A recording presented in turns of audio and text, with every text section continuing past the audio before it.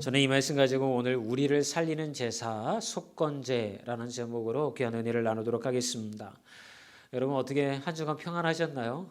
얼굴만 봐도 한 주간 힘든 인생을 사셨는지 아니면 평안한 인생을 사셨는지 제 눈에는 다 보입니다.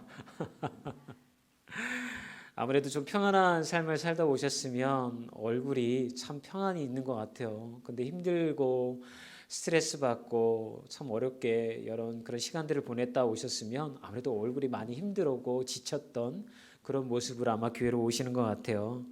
만약 평안을 누리시지 못하였다고 한다면 한 주간 동안에 누리지 못했던 평안이 이 시간 예배의 말씀을 통하여서 누리는 귀한 은혜의 시간이 되어졌으면 좋겠습니다. 이스라엘 백성들을 하나님이 애굽에서 구원하셨잖아요. 그런데 구원으로 끝난 게 아니었어요. 구원을 했으니까 하나님의 택한 백성으로서 거룩한 백성으로 만들 책임이 하나님에게 있으셨죠.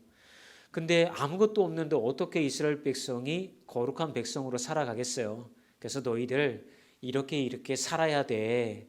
죄를 멀리하고 내가 거룩하니 너희도 거룩해야 돼. 라고 하는 지침을 내려주신 말씀이 바로 레위기의 말씀인 거예요. 그래서 레위기의 말씀은 여러분 사실은요 예배에 관한 말씀이고 거룩함에 관한 말씀인 거예요. 우리는 요즘 아침 큐티로 사실은 레위기의 말씀을 묵상하고 있어요. 한 주간 동안 제가 보내주신 말씀을 잘 들으셨던 분들은 5가지 제사법에 관한 말씀을 아마 100% 기억은 못하시지만 기억을 하실 거예요. 번제도 있었고요, 소제도 있었고요, 화목제도 있었고요, 속죄제도 있었어요. 그리고 오늘 본문의 말씀은 5가지의 제사법 마지막에 해당되는 속건제라고 하는 제사법에 관한 말씀을 여러분들과 사실은 나누려고 말씀을 준비를 했습니다. 속건제는 어느 경우에 사실은 들리도록 했을까요? 원론적인 말씀을 드리자고 한다면 죄에 대한 부분이죠. 그런데 다양한 죄가 있더라고요. 하나님께서 이런 제사법을 허락하신 이유는 딴 이유가 아니었어요.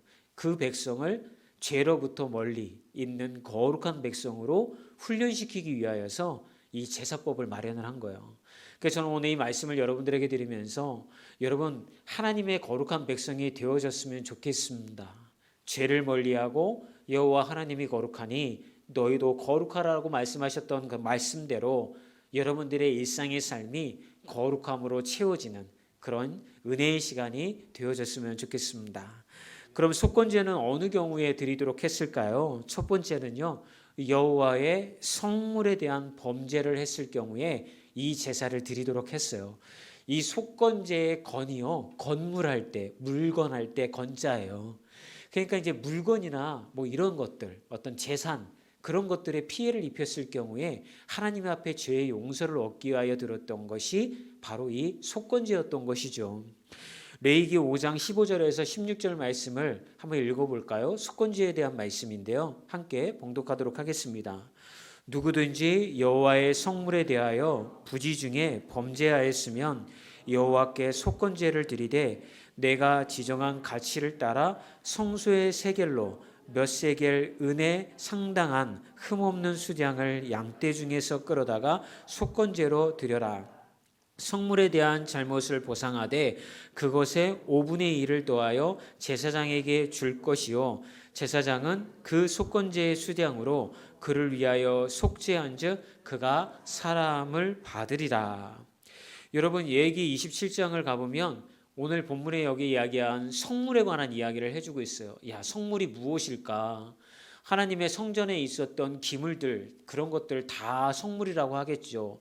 진설병, 촛대, 성막, 휘장, 모든 것들이 다 하나님의 성물에 해당되는 것이겠죠. 그런데 27장에 가보면요, 성물에 대해서 구체적으로 이렇게 얘기해 주세요. 21장 30절에서 32절의 말씀을 함께 읽어볼까요? 그리고 그 땅의 10분의 1, 곧 그 땅의 곡식이나 나무의 열매는 그 10분의 1은 여호와의 것이니 여호와의 성물이라. 또 만일 어떤 사람이 그의 11조를 물으려면 그것에 5분의 1을 더할 것이요 모든 소나 양의 11조는 목자의 지팡이 아래로 통과하는 것의 10번째 것마다 여호와의 성물이 되리라. 이 말씀을 기초로 해가지고 여호와의 성물이 무엇일까 정의를 내려보면요, 첫 수확물, 처음 난 거 11조, 그리고 서약한 재물, 그리고 성막 안에 있었던 모든 기물, 이 땅의 모든, 하나님께서 주신 토지니까 이 땅의 모든 토지, 이게 다 여호와의 성물이라고 레위기의 말씀은 정의를 내리고 있다라고 하는 것이죠. 그러니까 모든 게 다 하나님의 것인 거예요. 한마디로 얘기하자면 하나님의 성물이 아닌 것이 없다라고 이야기를 할 수가 있는 것이죠. 그런데 깨닫지 못하고 이 성물에 대하여서 모욕을 가하거나 아니면 죄를 짓는 경우가 있어요. 이런 경우가 어떤 거냐면요, 원래 하나님이 우리에게 주신 게 있잖아요. 성막에 있는 성물도 있지만 이 땅의 토지도 있고 우리에게 주신 재물도 있고 우리의 육신의 건강도 있고 모든 게 하나님의 성물인데, 실수로 내가 깨닫지 못하여서 하나님께서 이렇게 사용해야 한다라고 했는데 그대로 사용하지 못하고 내가 가로채거나, 다시 한번 말씀드립니다, 실수로 알지 못해서 그 하나님의 용도대로 사용하지 못하고 내가 가로채거나 내가 사용하고 싶은 대로 사용했을 경우에 그렇게 속건제의 죄를 범했다라고 성경은 우리에게 이야기를 해주고 있는 거예요. 그때의 죄사함을 벗기 위하여서 이 속건제를 드리라고 하는 거죠. 방법은 다른 게 아니었어요. 수량 한 마리를 데리고 오는 거예요. 그리고 속죄제를 드리듯이요, 여러분 아셔야 될 게 뭐냐면, 이렇게 옛날 유대인들이 하나님 앞에 나와서 죄사함을 받을 때 동물을 데려와서 그 위에 안수하고서 그 동물을 죽임으로 죄의 용서를 얻었잖아요. 그 일을 누가 했을까요? 자, 1번 제사장이 했다. 레위인들과 제사장이 했다. 2번 아니다, 그 사람이 스스로가 했다. 근데 이 제사법은 어떻게 되냐면요, 그 양을 데려오거나 그 염소를 가져오잖아요. 그러면 칼로 찔러서, 옛날에 돼지 잡는 거 보셨어요? 멱 따는 거 혹시 시골 생활하신 분 아세요? 아무도 서울에서만 생활하셔서 돼지 잡는 거, 소 잡는 거 이런 걸 보신 적이 없는 거예요. 저는 어렸을 때 봤거든요. 근데요, 너무 처참해요. 칼로 막 그렇게 해요. 근데 그걸로 끝나지 않고 어떻게 하냐면 각을 떠요. 각을 뜬다는 게 뭐예요? 여기 목 자르고요, 얼굴을요 다 도려내는 거예요. 그거를 각을 뜬다고 하거든요. 그걸 누가 했다고요? 죄진 사람이요. 본인이 한 거예요. 잡아준 게 아니에요. 그러면 여러분 생각해 보세요. 내가요, 막 해가고요, 막 피가 막 다 튀어서 내 몸에 다 묻고요, 뭐 난리가 아닌 거죠. 그리고 여기 자르고요, 다 자르고 여기 가르고요, 내장 다 긁어내고요, 막 기름 다 짜내고요, 얼굴 각 뜨고요. 이렇게 한 후에 그 기름과 그 내장을 그대로 제사장에 갖다 주면 제사장이 번제단에서 하나님 앞에 올려서 거기다 태워가지고 향기로 하나님 앞에 올려드리는 거예요. 여기서 주목해야 되는 게 뭐냐면요, 내가 드렸다는 거예요. 그걸 보면서 제사 드리는 사람은 무슨 생각을 했을까요? 정말 잔인하고 비참하잖아요. 내가 하나님 앞에서 죄를 지으면 이렇게 나도 죽는구나라는 거를 제사 지내는 사람은 정말 충격적으로 머릿속에 각인이 되는 거예요. 내가 죄 지으면 안 되겠구나, 이런 생각이 드는 거예요. 그러니까 여러분, 그게 단순하게 제사 드리면 돼, 하나님 앞에 제물 가져가가지고 소 한 마리, 뭐 염소 한 마리 딱 하니 갖다 주면 알아서 다 도살해가지고서 태워가지고 하나님 앞에 올려드려가지고 내 죄 사해졌다, 이런 게 아니었단 말이에요. 정말 잔인하고 비참한 과정을 다 겪게 되어졌고, 그 과정들을 통해서 나도 죄 가운데 살면 저렇게 죽겠구나라고 하는 두려움을 갖는 것이 바로 제사가 되는 거였어요. 그래서 하나님은 이런 방법들을 통하여서 도대체 목적을 하신 게 뭘까요? 그만큼 너희가 거룩한 백성으로 죄로부터 멀어지라고 이야기하고 싶으셨던 거죠. 근데 이거를요, 우리 삶의 속건제를 그럼 어떻게 적용해야 될까 궁금하잖아요. 첫 번째는요, 자신의 몸을 함부로 하는 죄를 저지르는 것, 이라고 이야기할 수가 있는 거죠. 레위기 14장 12절에 가보면요, 나병 환자가 하나님 앞에 정결하게 나아갈 때 속건제를 드려라 라고 그렇게 기록이 되어져 있어요. 염소 한 마리를 가져다가 그렇게 제사를 드림을 통하여서 정결해지라는 거죠. 그런데요, 이게 나병 환자는 자기가 죄를 지은 게 아니잖아요. 알 수 없는 이유로 인하여서 병이 든 거잖아요. 그런데도 불구하고 왜 속건제를 드리라고 했을까요? 그거는 그 나병 환자도 하나님의 거룩한 성물에 포함이 되기 때문에 그런 거예요. 이 말은 무슨 말이에요? 여러분도 하나님의 거룩한 성물이라는 얘기예요. 여러분들이 하나님의 거룩한 성물인데 여러분의 신체를 함부로 훼손하거나 더 나아가서 자기가 자살을 한다거나 그렇게 하면 될까요? 안 될까요? 안 되는 거예요. 그 이유가 왜 그래요? 여러분들은 하나님의 거룩한 성물이기 때문에 그런 거예요. 바울은 고린도전서 6장 18절에 이렇게 또 얘기를 해요. 음행하는 자는 자기 몸에 죄를 범하는 거다. 그러니까 우리가 하나님의 성전이고 내가 하나님의 거룩한 성물이기 때문에 음행하는 거, 또 나의 육신을 함부로 대하는 거, 이런 게 다 여러분들이 성물을 훼손한 죄에 해당된다라고 우리가 해석할 수가 있는 거죠. 저는 이 말씀을 묵상하다가 거기서 한 발자국 더 나갔는데 그건 다른 게 아니라 여러분 자기 스스로가 용납이 안 되시는 경우가 있죠. 뭐 젊은 사람들은 이런 고민 많이 하잖아요. 왜 나는 이런 능력이 없을까? 누구랑 또 비교해 가지고서 나는 참 부족한 사람이구나 라고 자기 스스로를 자기가 미워하는 경우가 있어요. 여러분 그런 것도 저는 어떻게 보면 여러분 하나님의 성물인 여러분들을 훼손하는 게 된다고 생각하는 거예요. 그래서 심리학 책에도 그런 얘기를 많이 하죠. 자기 자신과 화해를 하라고. 하나님과 화해하고 자기 자신과 화해하라고 얘기를 해요. 그거 다른 게 아니에요. 왜요? 여러분들이 하나님의 성물로 그대로 창조되어졌기 때문에 하나님이 그거를 보시고요, 보시기에 좋았다라고 얘기하셨는데 내가 용납할 수가 없는 거예요. 나는 왜 이 모양으로 하나님 만드셨나요? 돈이 없어서 성형수술도 못했는데 나는 왜 사각턱인가요? 나는 왜 째진 눈인가요? 나는 왜 키가 작을까요? 뭐 그런 것부터 시작해서 우리는 우리 스스로에 대해서 화해하지 못해요. 그런데 그것도요, 속건제에 해당하는 거예요. 두 번째는 하나님의 것을 가로채는 것이 속건제에 해당이 돼요. 레위기 27장 30절에 이렇게 기록이 되어 있더라고요. 함께 읽어볼까요? 땅의 10분 1, 곧 땅의 곡식이나 나무의 과실이나 그 10분의 1은 여호와의 것이니 여호와의 성물이라고 기록이 되어져 있어요. 여러분, 이 땅에서 나는 모든 소산의 10분의 1은 하나님의 것이라고 이야기하고 있죠. 그래서 11조를 드리라고 성경은 얘기하고 있는 거예요. 그런데 젊은 친구들, 특히 MZ세대, 저는 MZ세대가 20대만 MZ세대인 줄 알았거든요. 그런데 아니더라고요.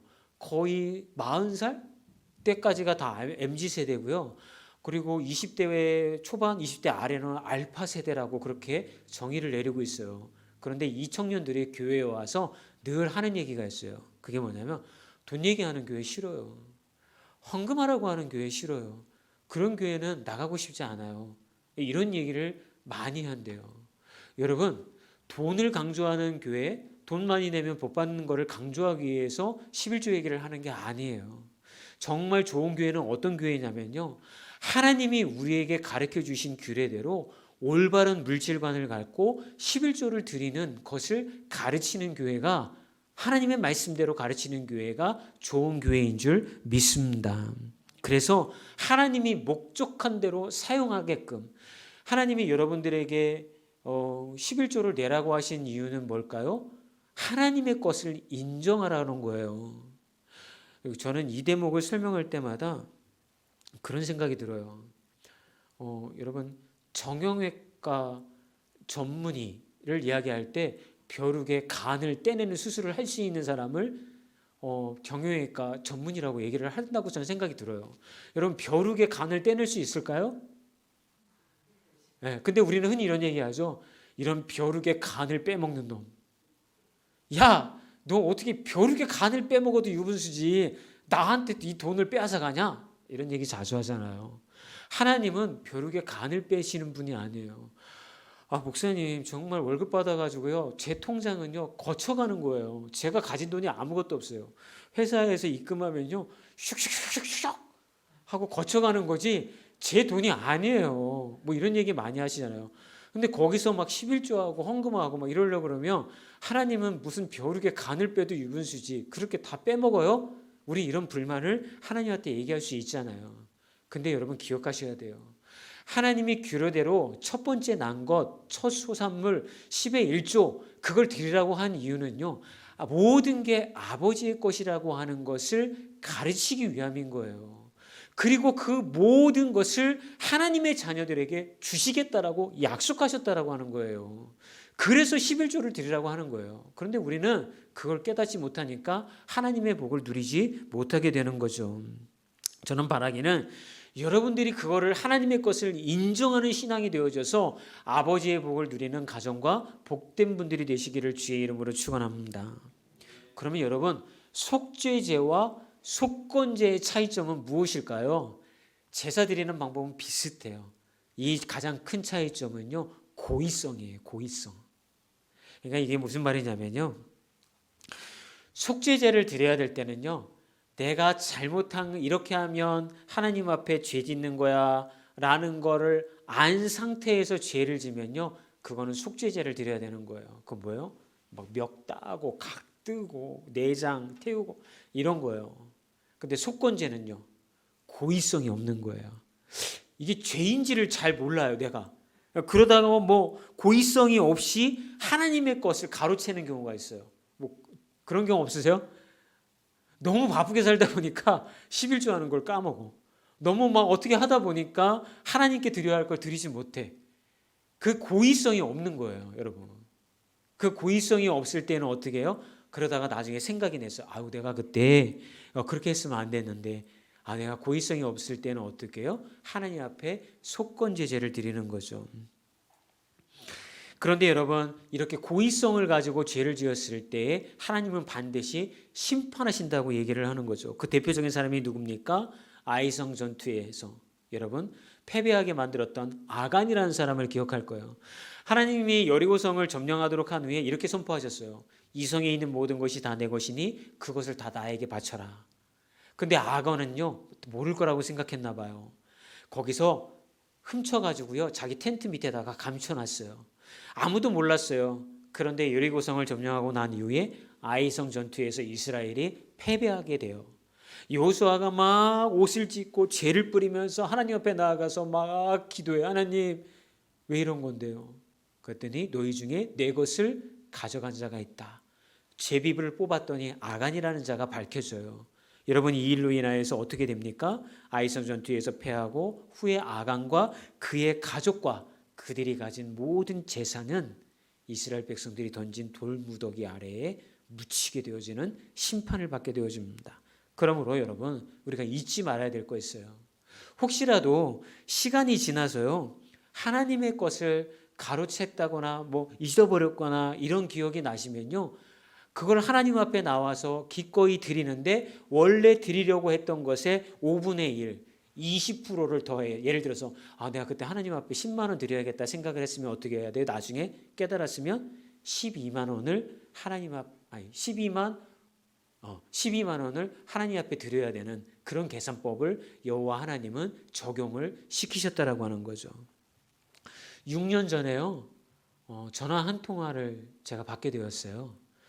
근데 그분이 뭐라고 하냐면 지금은 세종에 사시는데 아주 옛날에 우리 교회를 다니셨대요. 그런데 집이 세종으로 이사를 가면서 우리 교회를 어쩔 수 없이 떠나게 되셨다는 거예요. 근데 이분이 나이가 드셔서 이제 몸도 아프고 주변을 정리하는 것 가운데 우리 교회를 다닐 때 하나님 앞에 서원했던 것이 기억이 나셨다는 거예요. 그런데 그때는 너무 바쁘게 살다 보니까 그 소원을 하나님 앞에 하기는 했는데 지키지 못한 거예요. 그런데 이제 수십 년이 흐른 후에 20여 년이 흐른 후에 생각이 나신 거예요.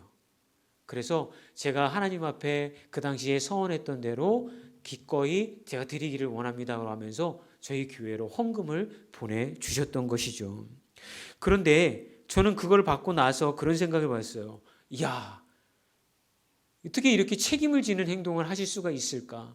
그냥 잃어버리셔도 됐을 텐데 20여 년 전에 하나님 앞에 서원한 건데 그게 뭐가 그렇게 중요할까? 그런데 그분은 자신의 인생을 정리하면서 마음 가운데 그게 생각이 나셨던 거예요. 그렇기 때문에 하나님 앞에 기꺼이 그렇게 드릴 수가 있었던 것이죠. 여러분, 저는 주중에 사모와 함께 이런 얘기를 나눴던 것을 기억을 합니다. 저희 사모가 이런 얘기를 하는 거예요.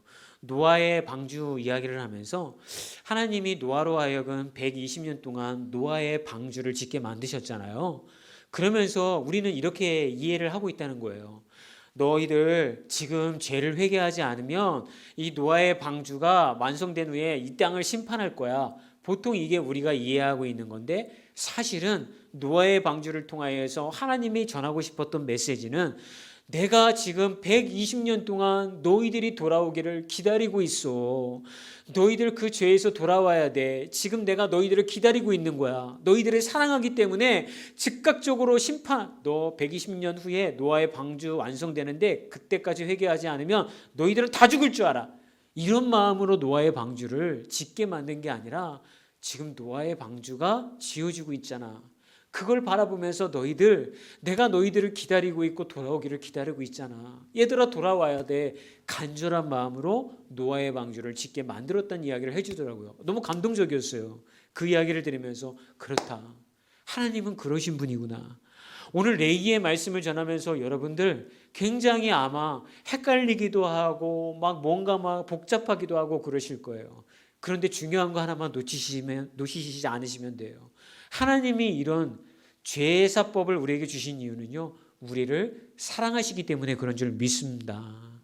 그래서 하나님은 돌아오게 하기 위하여서 죄로부터 돌아서서 하나님의 자녀로 거룩하게 되어지길 원하시기 때문에 여러분 이런 제사법들을 이스라엘 백성들에게 허락하신 거예요. 사랑하는 여러분 혹시 죄 가운데 죄지며 사실 수 있어요. 잊어버리실 수도 있고 부지불식간에 여러분이 죄 지을 수 있어요. 그렇다고 한다면 제사는 이 시대에 뭡니까? 예배예요. 혹시 이 예배 가운데 그런 것이 생각났다고 한다면 하나님 앞에 회개하고 여러분들이 하나님 앞에 책임 있는 행동으로 하나님 앞에 돌려드리는 분들이 되어주시기를 주의 이름으로 축원합니다. 그리고요 마지막으로는요 세 번째 속건제는 이럴 때 드렸어요. 이웃을 향해서 신실하지 못하는 경우예요. 레위기 6장 2절에서 5절 말씀 읽어볼게요. 함께 읽어보겠습니다. 누구든지 여호와께 신실하지 못하여 범죄하되 곧 이웃이 맡긴 물건이나 전당물을 속이거나 도둑질하거나 착취하고도 사실을 부인하거나 남의 잃은 물건을 줍고도 사실을 부인하여 거짓 맹세하는 등 사람이 이 모든 일 중에 하나라도 행하여 범죄하면 이는 죄를 범하였고 죄가 있는 자니 그 훔친 것이나 착취한 것이나 맡은 것이나 잃은 물건을 주운 것이나 그 거짓 맹세한 모든 물건을 돌려보내되 곧 그 본래 물건의 5분의 1을 더하여 돌려보낼 것이니 그 죄가 드러나는 날에 그 임자에게 줄 것이요. 여러분 길 가다가 물건 주울 수 있어요. 그죠? 그런데 욕심이 생기면 어떻게 해요? 핸드폰이 돌아오지 않는 경우가 숱하죠. 누군가 가져간 거예요. 근데 예수 믿는 사람들은 어떡하라고요? 주인에게 돌려줘야 된다고요. 때로는 여러분 어떤 경우가 있나요? 이웃이 맡긴 돈을 빌려가면서 여러분 물건을 맡길 수가 있잖아요. 그런데 여러분 어떻게 보통 이야기합니까? 우리가 돈을 갚지 않으면 그 물건을 내가 갖죠. 그게 전당포잖아요. 그죠? 그런데 성경은 뭐라고 얘기하고 있어요? 그렇게 하지 말라는 거예요. 이건 되게 중요한 얘기를 하는 거예요. 하나님이 보시는 죄의 범위가 어디까지냐면 우리가 생각했을 때 저 사람이 나한테 돈 빌려갖고 이자 주기로 했는데 이자를 주지 않았고 물건을 맡겼으면 그게 내 거야. 이것도 죄라는 거예요. 그러면 여러분 우리는 어떻게 해야 될까요? 누군가 여러분들에게 돈을 빌려달라고 하면 빌려주지 말아라. 대신 여러분들이 줄 수 있는 돈을 주어라. 이게 하나님의 원리인 거예요. 돈을 빌려주고 이자 받고 내가 물건 맡아놓고 그 사람이 돈 못 갚으면 내 것으로 만들고 이게 하나님의 법칙이 아니라 누군가 여러분들에게 돈을 빌려달라고 하면 여러분들이 줄 수 있는 범위 내에서 그것을 기꺼이 내어주라는 거예요. 그렇게 하지 않고 이자를 받는 것도 하나님은 죄라고 이야기하고 계신 거예요. 재미있는 건 뭐냐면요. 여러분 5장에서는요. 이 속건제에 해당되는 게 하나님의 계명이나 성물을 훼손시키는 거, 부지불식간에 고의성 없이 이 얘기를 했다고 한다면 6장에서는요. 지금 이 죄에 대해서 얘기하는데 고의성을 얘기를 하는 거예요. 고의성. 우리가 고의적으로 남에게 피해를 입혔을 경우에 어떻게 하라고요? 20%의 가산을 더해서 그 사람에게 돌려주라고 하는 이야기인 거예요. 왜 20%를 더 배상하라고 하셨을까요? 그 사람과의 관계를 회복하라는 거예요. 한국 영화 밀양이라는 영화를 혹시 기억하십니까? 한 여자가 남편이 죽어서 이제 보험금, 보상금을 받죠. 그 밀양이라고 하는 남편 고향으로 내려가요. 피아노 학원을 차리죠. 근데 이제 남편 죽고 고향 땅, 남편 고향 왔으니까 밀양이라는 도시가 작으니까 동네 사람들이 뭐 어떻게 생각하겠어요? 남편 잡아먹은 여자, 뭐 또 불쌍한 여자 이렇게 생각했을 거 아니에요. 그러니까 이 여인이 남에게 자기를 어필하는 방법은 나 돈 많아요. 땅 보고 있어요. 어디 건물 좀 세우려고요. 이렇게 얘기를 한 거예요. 근데 그게 빌미가 되어서 그만 자기 아들이 다녔던 학원 원장이 아들을 납치해서 살해를 해요. 유괴를 한 거죠. 감옥에 갑니다. 근데 너무나도 이 여인이 마음이 힘드니까 주변에서 교회를 다니라고 권유를 해요. 이 시내라고 하는 여주인공이 교회를 출석을 합니다. 목장 모임, 구역 예배도 드립니다. 어느 정도 다니다 보니까 신앙을 통해서 마음의 평온함이 회복이 됐어요. 그래서 결단을 합니다. 감옥에 가서 이 남자를 내가 용서해 줘야 되겠다. 큰 결단을 했다는 얘기를 듣고 목사님도 찾아오셔서 기도해 주시고 목장 식구들도 되게 같이 기도해 주고 동행해 줘요. 그리고 감옥에 찾아갔습니다. 학원 원장을 딱 만났어요. 어떻게 잘 지내고 계세요? 하고 딱 신혜라고 하는 엄마가 얘기를 하죠. 그랬더니 학원 원장이 너무나도 평안한 얼굴로 입가에 웃음을 띠면서 이런 얘기를 합니다. 어머니, 제가 죄 짓고 감옥에 들어왔는데 감옥에서 하나님을 만났습니다. 그리고 하나님이 제가 지은 모든 죄를 다 용서해 주셨습니다. 얼마나 마음이 평안한지 모르겠습니다. 저는 요즘 성경의 말씀을 읽는 것을 낙으로 삼고 있습니다. 혹시 어머님도 교회 다니시지 않는다고 한다면 하나님을 만나셨으면 좋겠습니다. 이런 얘기를 들은 거예요. 여주인공 시내의 눈이 뒤집어집니다. 그리고 바깥으로 뛰쳐나와서 자기 가슴을 치고 하늘을 바라보면서 이렇게 얘기를 합니다. 내가 용서하려고 찾아와서 용서한다는 말을 하려고 했는데 내가 그 말도 하기 전에 왜 하나님 당신이 저 사람의 죄를 용서하십니까? 이게 당신의 방법입니까? 내 입을 통해서 용서한다는 얘기를 먼저 해야죠. 그리고 저 사람은 당신에게 죄송하다고 할 게 아니라 나에게 용서를 구해야죠. 여러분, 영화의 한 장면이지만 여러분, 우리는 흔히 이런 신앙적인 오해를 많이 합니다. 나 하나님 앞에 와서 회개했어. 다 죄의 용서를 받았어. 그러므로 나는 마음이 평안해. 만약 여러분들이 누군가에게 피해를 입혔고 죄를 지었다고 한다면 여러분, 성경은 이렇게 얘기를 합니다. 마태복음 5장 23절과 24절의 말씀입니다. 함께 마지막으로 읽어볼까요?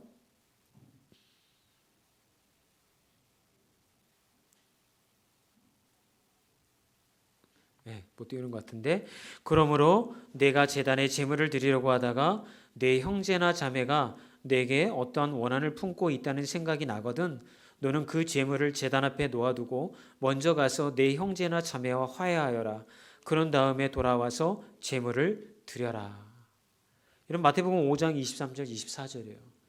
하나님이 우리에게 원하는 건 여러분 예배드리러 왔는데 죄가 생각이 났어요. 그러면 예배드리는 것을 중지하고 그 사람에게 찾아가서 죄의 용서를 구하고 그것을 갚고 그 다음에 하나님께 나와서 예배를 드리라라고 예수님이 말씀하고 있다는 거예요.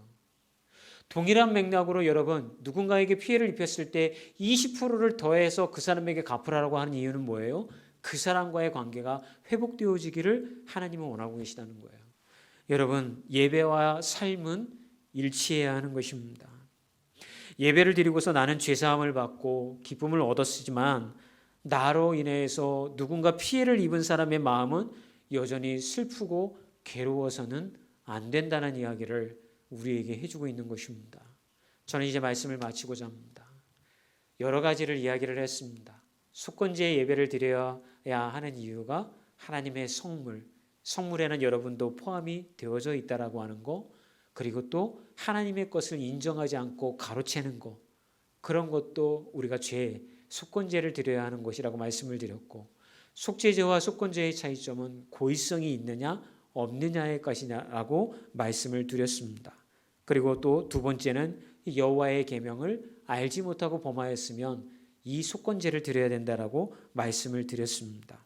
내가 하나님 앞에 약속했던 것이 있었는데 잊어버렸다고 하는데 나중에 기억이 났다고 한다면 하나님 앞에 드려야 한다는 말씀도 여러분들에게 드렸습니다. 그런데 그리고 마지막으로 이웃을 향해서 내가 신실하지 못하고 상처와 피해를 주었다고 한다면 그 또한 예배드리기 전에 복구하고 회복하고 하나님 앞에 나와야 된다는 사실도 여러분들에게 말씀을 드렸습니다. 그런데 이 말씀을 마치면서 제가 여러분들에게 꼭 드리고 싶은 이야기가 있습니다. 그것은 이 모든 예배의 중심 가운데 가져야 할 마음이 무엇이냐면 하나님에게 피해를 끼쳤다는 것입니다. 저는 이게 저의 가슴을 후려 팠습니다.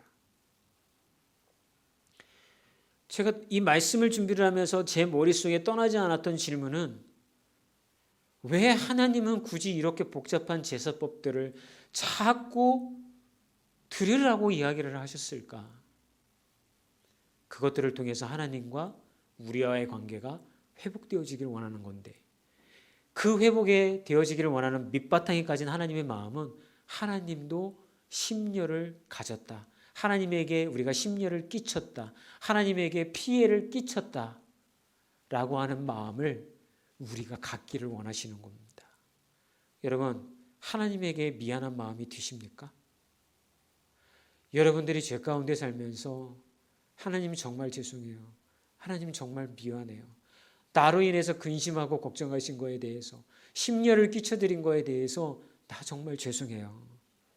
이런 마음을 가져보신 적이 있으십니까? 오늘 이 말씀이 여러분들에게 그런 마음을 가지게끔 했으면 좋겠습니다.